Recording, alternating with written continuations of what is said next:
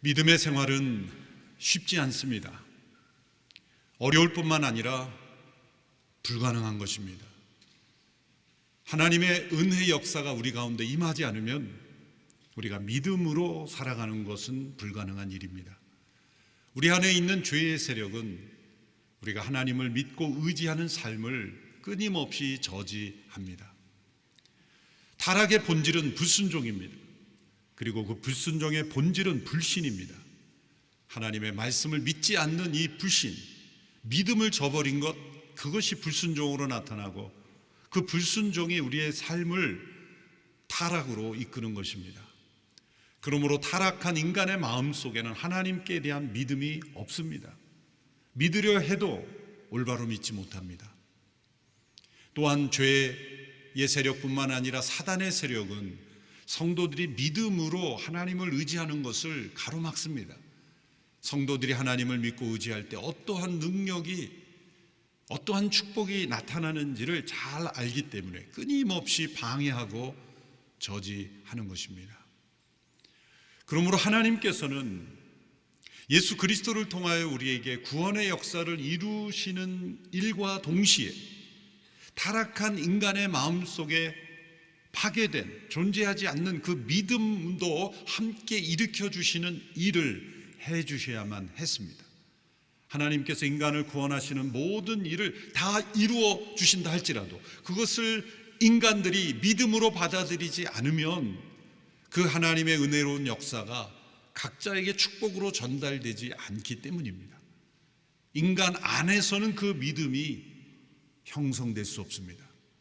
하나님의 은혜로운 역사로 인간 안에 믿음을 만들어 주시고 또한 그 믿음을 자라게 하심으로 하나님과의 관계를 회복할 수 있도록 하나님께서 이끌어 주셔야 합니다. 그러므로 우리에게 믿음이 있다면 그 믿음조차도 하나님의 선물입니다.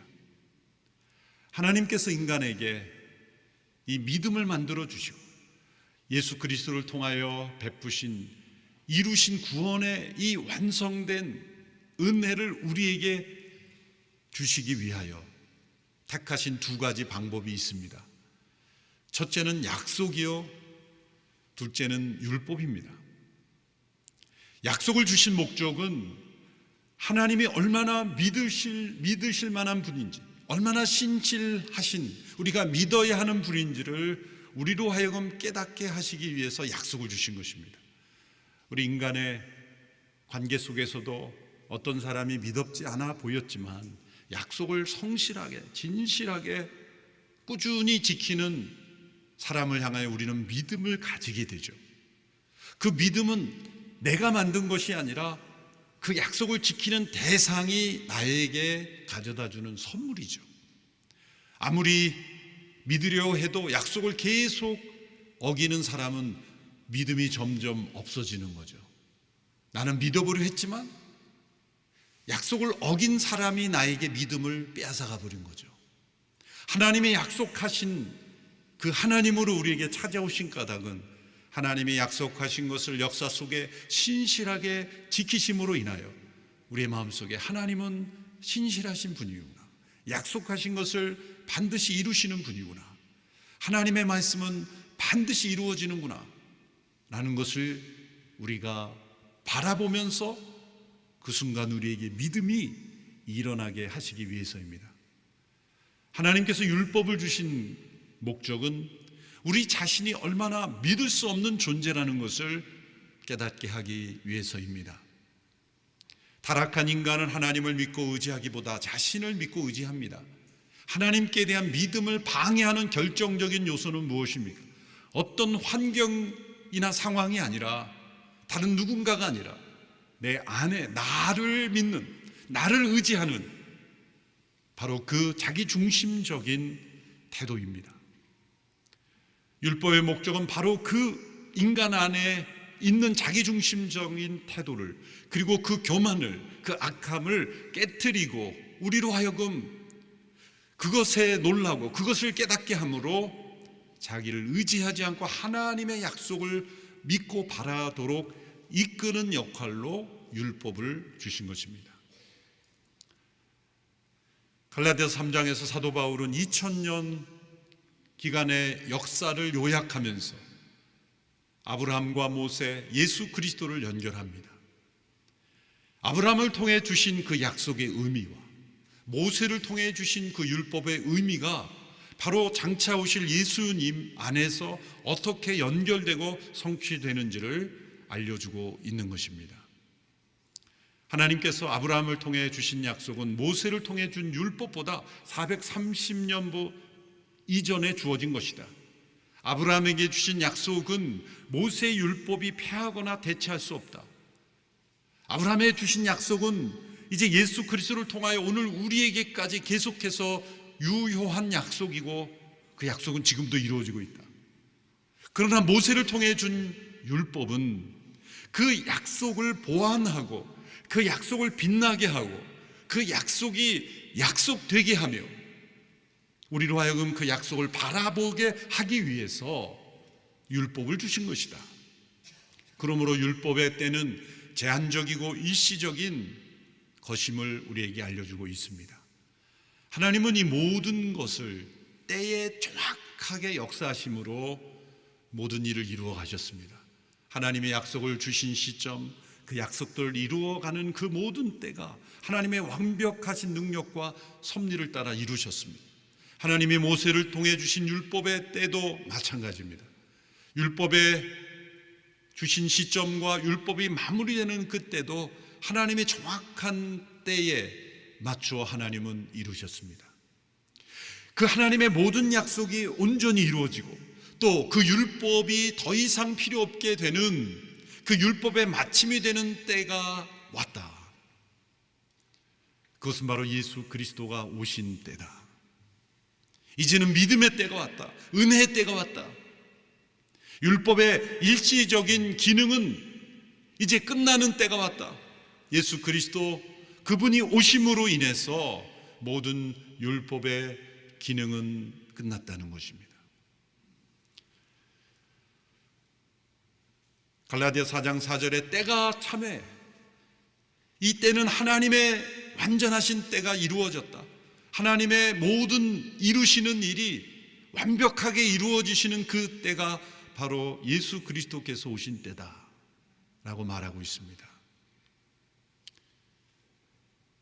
역사가들은 예수님이 오신 시점을 보며 세심히 살펴볼수록 놀랍습니다.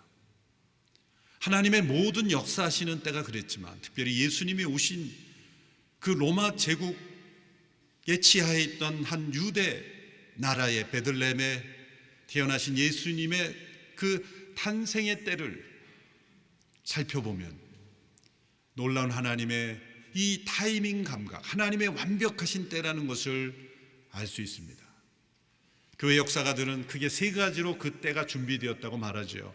정치적으로는 로마 제국에 의해서 팍스 로마나 로마의 평화 시대가 도래했습니다. 당시에 로마 제국이 그 지역을 평정하기 전까지는 이 바다에는 해적이 들끓었고 또 내륙에도 마찬가지로 이 내전과 또 강도들이 들끓는 그런 시대에 로마 제국이 법으로 통치하는 치안이 잘 된 안전한 제국이 되었죠. 그래서 여행이 자유롭고 안전하게 여행할 수 있는 그런 나라가 되었고 또 여행할 수 있는 도로를 곳곳에 깔았습니다. 마차 2대가 힘차게 달릴 수 있는 그 돌로 만든 도로가 지금도 곳곳에 로마의 유적지에 남아 있습니다. 왜 그런 도로가 만들어졌을까? 왜 모든 길은 로마로 통한다는 그런 말이 생겼을까요?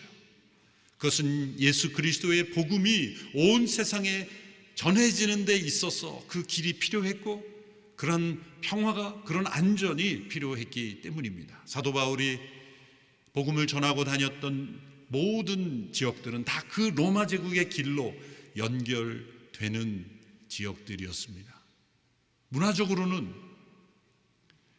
알렉산더 대제에 의해서 헬라어가 모든 로마 제국에 통용됨으로써 구약 성경조차도 헬라어로 번역이 된 70인역이라 그러죠. 70명이 번역한 역이라 셉투아진트 역이라고 합니다. 구약이 헬라어로 번역됨으로써 헬라 문화에 있는 모든 사람들이, 헬라어를 읽을 줄 아는 사람들은 구약 성경을 읽을 수 있게 되었어요. 히브리어를 몰라도. 그래서 구약의 모든 역사가 어떻게 예수님 안에서 이루어졌는지 하나님의 때를 분별할 수 있는 성경의 지식이 전파되기 시작했습니다.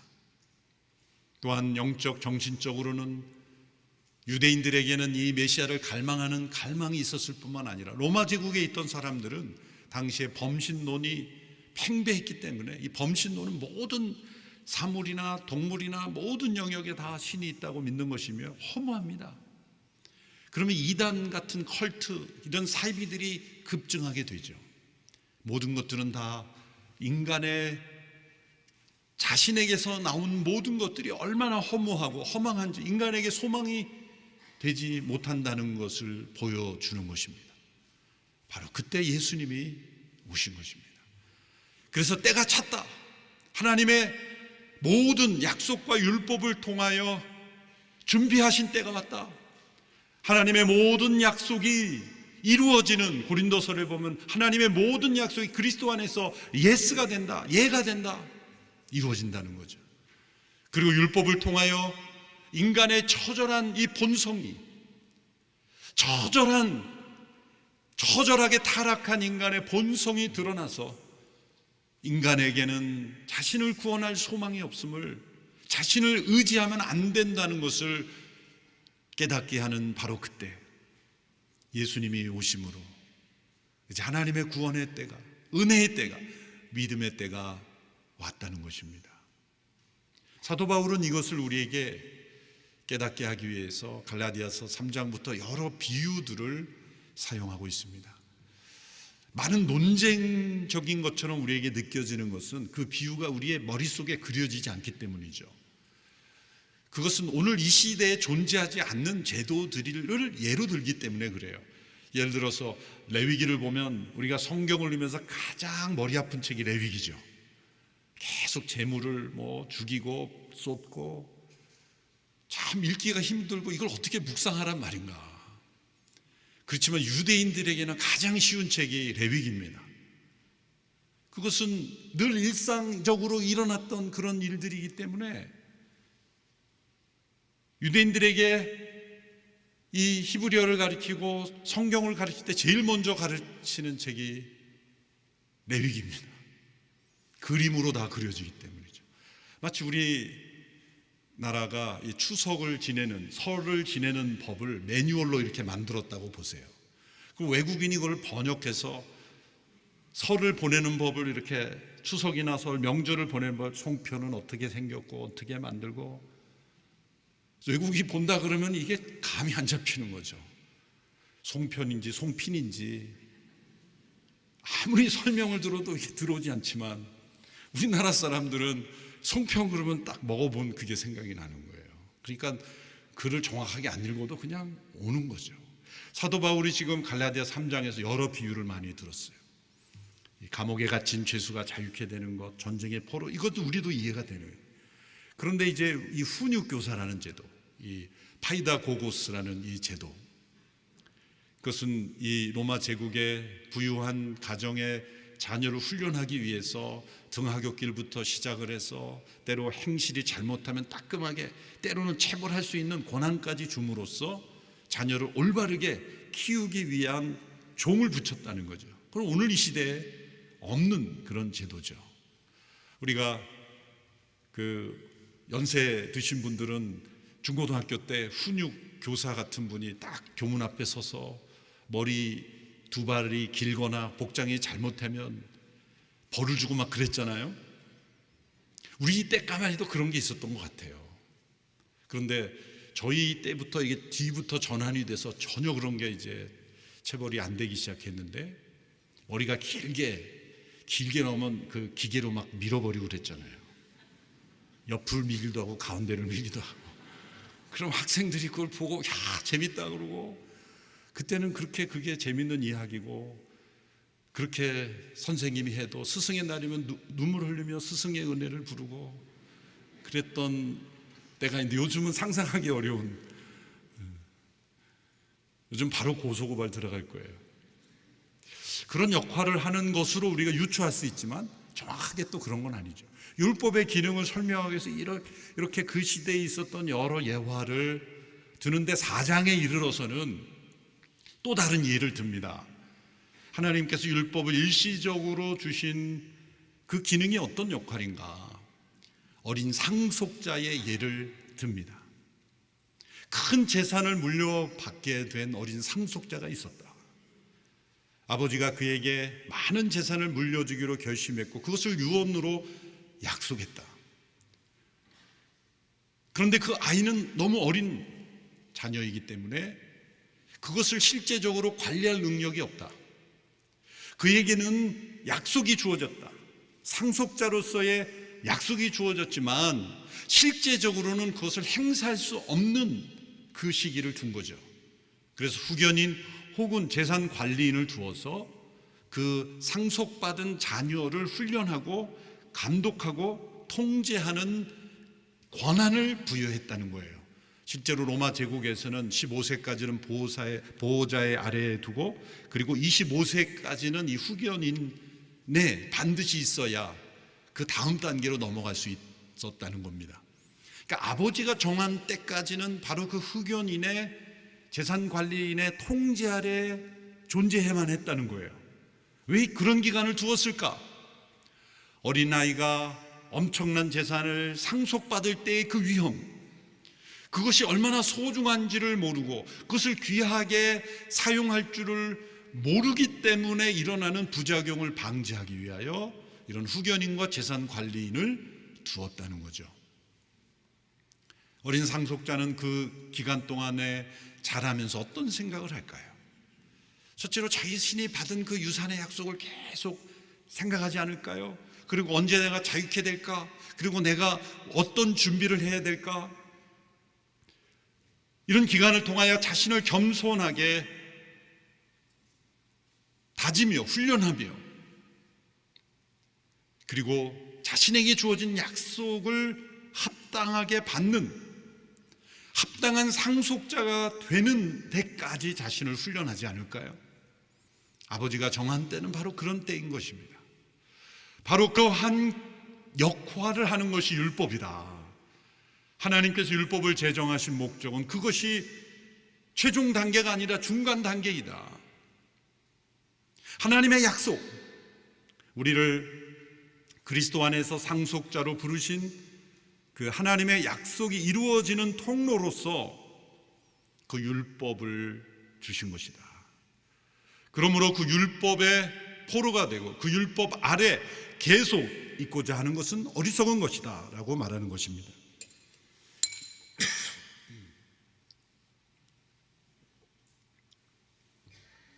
이제 하나님의 때가 되었습니다. 하나님께서 약속하시고 그리고 율법을 주신 모든 이 때가 이루어지는 그때 하나님은 두 가지 행동을 하셨습니다. 첫째로 하나님의 아들을 보내신 것입니다. 갈라디아서 4장 4절 5절의 말씀입니다. 같이 한 목소리로 읽겠습니다. 시작.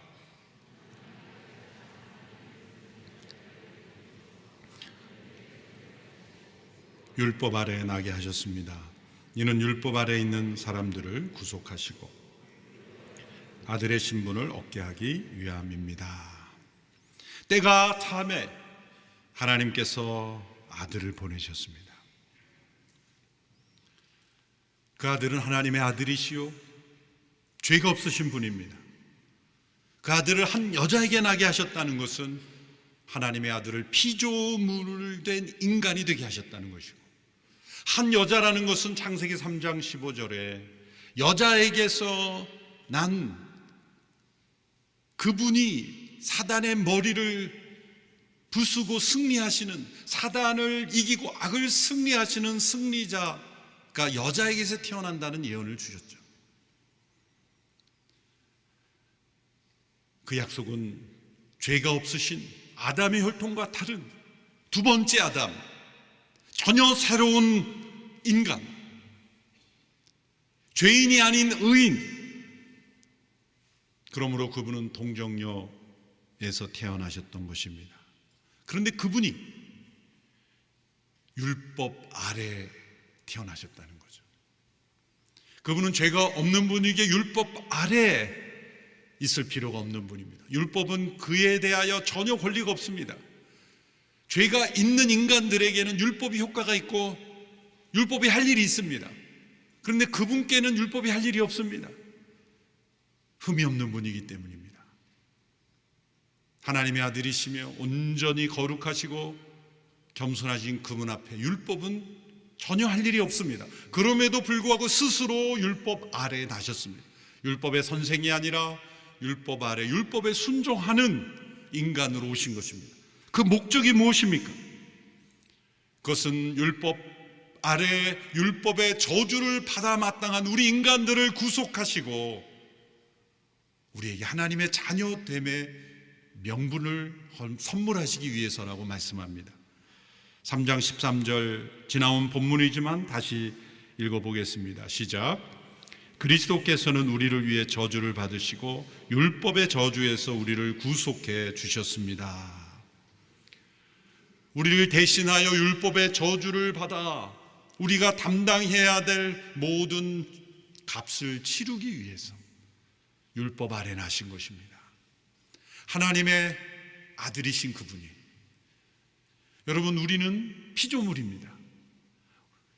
예수님만이 하나님의 유일하신 아들이에요. 예수님은 하나님의 낳으신 분인데 우리는 하나님이 지으신 존재예요. 전혀 다른 영역입니다. 피조된 인간들이 하나님 앞에 죄를 범하여 그 율법 앞에 섰을 때 하나님의 진노를 받아야 하는 존재였습니다. 그런데 유일하신 아들 그분께서 피조물과 같이 되신 것, 그리고 피조물이 마주대하는 그 율법 아래 대한 이유는 뭡니까? 모든 피조물 된 인간들을 구속하기 위해서이다. 하나님의 유일하신 아들이 피조물 된 인간들을 구속하기 위하여 피조물이 되시고 율법 아래 나심으로 십자가에 지신 겁니다. 십자가는 율법의 저주를 담당하신 사건이에요. 왜 그러셨을까? 우리로 하여금 하나님의 자녀가 되게 하시기 위해서이다. 그것이 오늘 본문 4장 5절의 말씀이죠. 4장 5절의 말씀 같이 읽습니다. 시작. 이는 율법 아래에 있는 사람들을 구속하시고 우리로 하여금 아들의 신분을 얻게 하기 위함입니다. 율법 아래 나심으로 우리를 구속하신 목적은 우리로 하여금 자녀됨의 신분을 허락하시기 위해서이다. 다시 앞서 말씀드린 걸 반복하면 하나님의 유일하신 아들은 예수 그리스도뿐이에요. 우리는 하나님의 아들이 아니에요. 피조물일 뿐이에요. 그런데 그 피조물, 타락한 피조물을 대신하여 구속할 뿐만 아니라 그 구속하신 목적은 우리 피조물 된 타락한 인간을 하나님의 자녀가 되도록. 어떻게 자녀가 됩니까? 예수 그리스도를 믿는 믿음으로. 피조물 된 우리가 하나님의 자녀가 되게 하셨다는 거죠. 피조물 중에 하나님의 형상대로 지음받은 모든 인간들을 하나님의 자녀가 되게 하시기 위해서 하나님의 아들이 피조물이 되시고 율법 아래 나셔서 십자가로 우리를 구속하셨다는 거예요. 얼마나 놀라운 일입니까?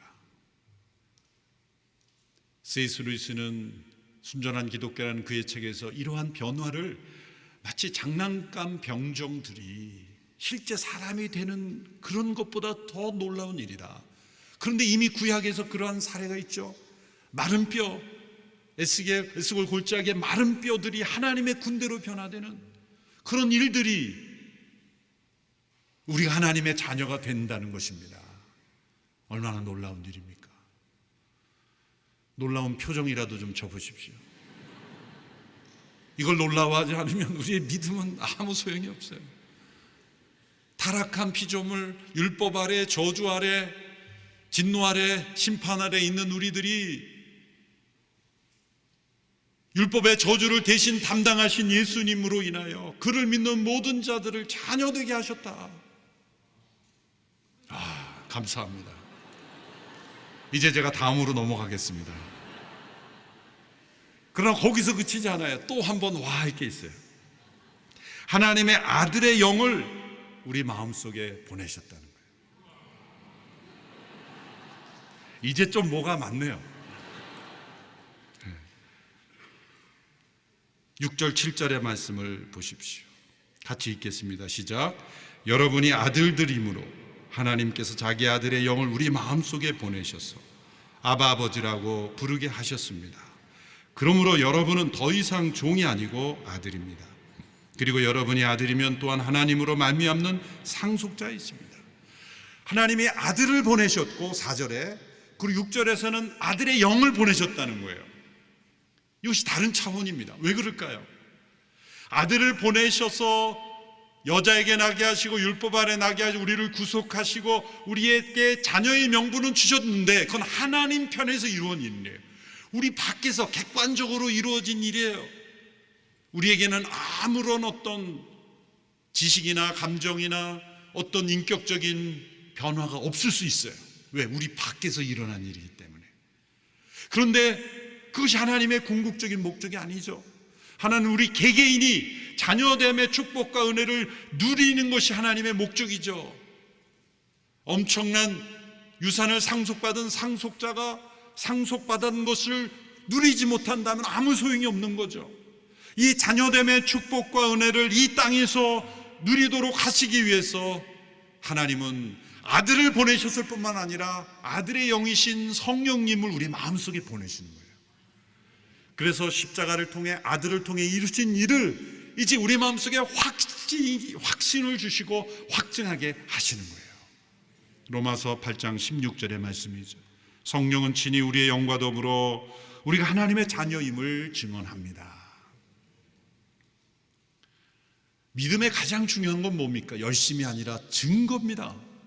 그 증거가 믿을 수 있는 증거냐? 아들의 영을 우리의 마음속에 보내주셔서 우리가 하나님의 자녀라는 걸 확신케 하는 거예요. 여러분, 이 확신이 왜 중요합니까? 교회 역사를 보면 우리가 하나님의 자녀가 되었다는 걸 확신할 수 있을까? 의심을 갖고 그건 불가능한 일이야, 불필요한 일이라고 주장하는 사람들이 의외로 많습니다. 종교개혁 이전에 로만 캐톨릭이 그랬어요. 트렌트 종교회에 보면 우리가 완전한 은혜 속에 있다, 그러니까 쉽게 말하면 하나님의 자녀됨을 확신할 수는 없는 것이다, 거기에 대해서 미온적으로 말했어요. 그게 어디로 연결될까요? 그러니까 연옥의 교리가 성립이 되고 연옥에 있는 사람이 지옥으로 갈지 천국으로 갈지 모르는 사람이 면죄부를 사면 천국으로 갈 수 있다는 게 연결이 되는 거예요. 만일 확신의 교리가 있다면 면죄부는 안 팔리는 거예요. 이미 끝났는데 왜 면죄부를 사요? 고도로 정교한 이거는 속임수예요. 우리가 예수 그리스도를 믿는 그 믿음으로 의롭게 되며 영원한 천국에 들어감을 확신하는데 왜 연옥이 있으며 면죄부를 삽니까?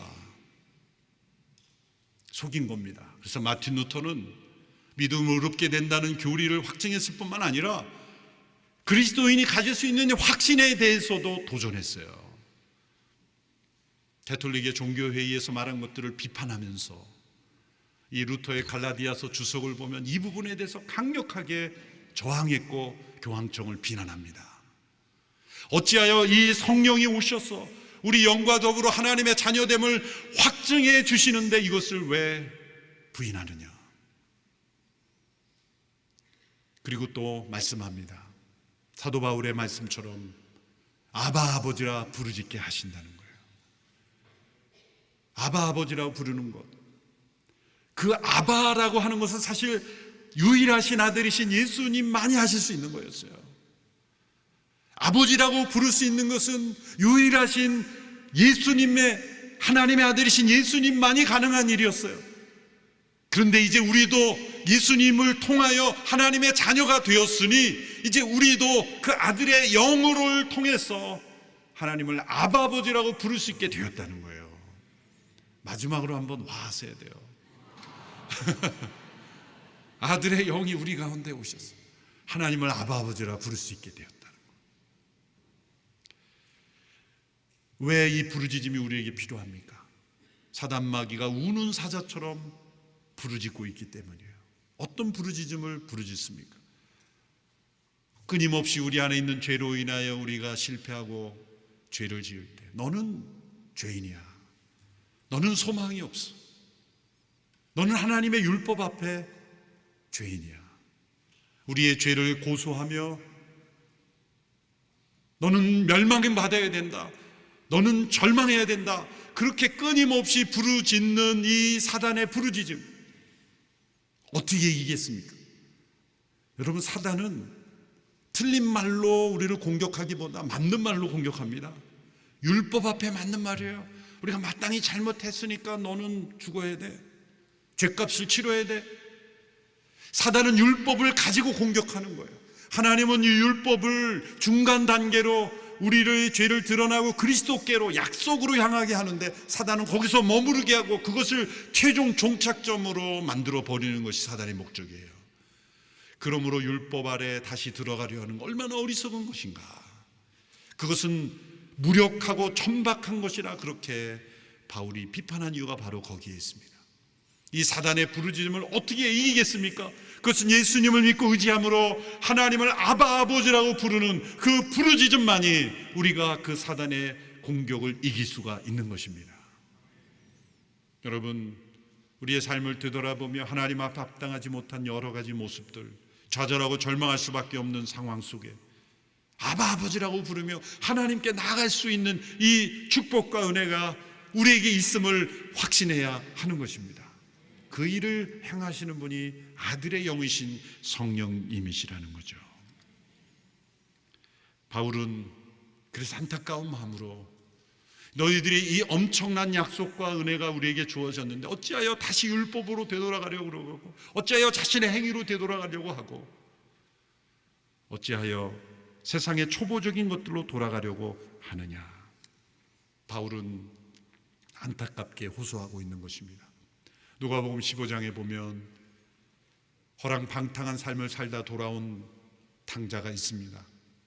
아버지는 그 아들이 보이자마자 달려가서 아들을 끌어안고 더러운 옷을 벗기고 깨끗한 좋은 옷을, 제일 좋은 손을 비고 잔차를 베풀며 그 아들을 환영했습니다. 아버지는 이미 아들을 용서하고 기다리고 있었기 때문입니다. 그런데 그 아들이 아버지에게 뭐라고 말합니까? 아버지, 저는 아버지의 아들로 여김이 합당치 않으니 저를 종의 하나로 여겨 주십시오. 여러분, 이것은 겸손이 아닙니다. 교만입니다. 이것은 자기를 낮추는 겸허가 아니라 아버지의 사랑을 부정하는 불신입니다. 왜 그럴까요? 아버지께서 그 아들을 위하여 행하신 용서와 사랑을 저버리는 것이에요. 아버지는 그를 종으로 받아들인 것이 아니라 온전한 아들로 받아들일 뿐만 아니라 아무것도 행하지 않고 죄를 진 것밖에 없는 그 아들을 제일 좋은 아들처럼 여겨주셨음에도 그 사랑을 받아들이지 않았기 때문입니다. 이것이 바로 종으로, 율법의 종으로 다시 돌아가는 거예요. 세상의 초보적인 것들로 돌아가는 것입니다. 하나님께서 나를 사랑하시고 나를 아시는 그 사랑이 나에게 확신이 없을 때 자꾸 우상을 만들고 자기 자신을 섬기게 되는 것입니다. 오늘 말씀에 너희들은 이제 하나님을 알 뿐만 아니라 하나님이 아신 바 되었다. 여러분, 우리가 이런 사랑을 받은 것은 내가 하나님을 알았기 때문이 아니라 하나님이 나를 아시는 분이기 때문입니다. 그래서 그 아들을 통하여 우리를 구원하시고 구속하시고 그리고 자녀되게 하시며 그리고 확신까지 주시는 거예요. 그러므로 우리 안에 있는 이 믿음의 확신은 하나님의 선물입니다. 그 아들을 주신 하나님의 선물이며 아들의 영을 주신 하나님의 선물입니다. 그러므로 우리는 믿음으로 의롭게 되는 것이며 또한 믿음으로 살아가는 것입니다. 더 이상 율법의 종이 아니라 하나님의 자녀됨의 축복을 누리며 믿음으로 살아가는 저와 여러분이 되기를 축원합니다. 기도하겠습니다. 하나님 아버지, 예수 그리스도의 십자가를 통해 우리를 구속하시고 하나님의 자녀됨과 또한 자녀됨을 확신하며 하나님을 아바 아버지라 부르며 살아갈 수 있는 놀라운 특권과 축복을 주시니 감사합니다. 우리에게 이 믿음의 은혜를 주셨으니 믿음으로 의롭게 되며 믿음으로 살아가며 믿음으로 하나님을 기쁘시게 하며 믿음으로 하나님이 예비하신 모든 축복과 은혜를 누리며 또한 이 믿음을 증거하며 살아가는 저희들이 되게 하여 주옵소서. 예수님의 이름으로 기도하옵나이다. 아멘.